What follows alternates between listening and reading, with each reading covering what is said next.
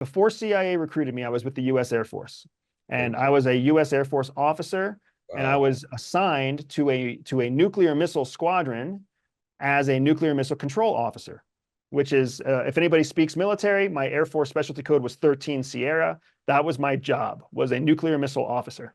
Okay. And that is the job that sits underground. That is the job that programs in the coordinates for where your nuclear warheads are going to land.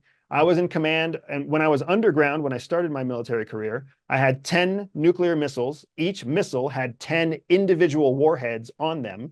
So there were 100 warheads that I knew where those warheads would go if I pressed a button and turned a key. Hmm. By the time I left the military and got recruited to CIA, I had been promoted to be the youngest commander for the entire missile base. So I had 4 squadrons, and each of those squadrons had 40 missiles, and each of those missiles had 10 warheads. So you're talking about thousands of independently targetable warheads. So the biggest thing I learned, Ed, the biggest thing I learned is that every single one of us is replaceable. Every one of us is replaceable. And I learned that because even in the missile structure, when preparing for all-out nuclear war, you can't have a single point of failure. So the keys that I wear around my neck will launch my missile, but they will also launch the missile of every other capsule in my squadron. So when I turn my key and you don't turn your key, if we're in the same squadron, it doesn't matter. Your missiles will launch because I turned my key. We don't even need you.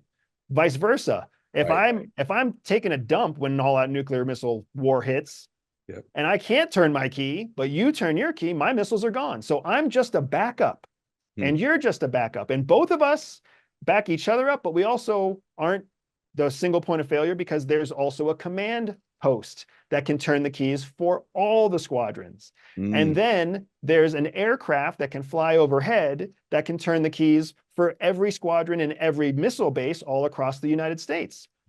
So we are all backups to a backup to a backup to a backup. And I remember how that struck me when I first started that job. I was like, oh, I must be important and I must be well trained because I've got nuclear missiles that I'm responsible for.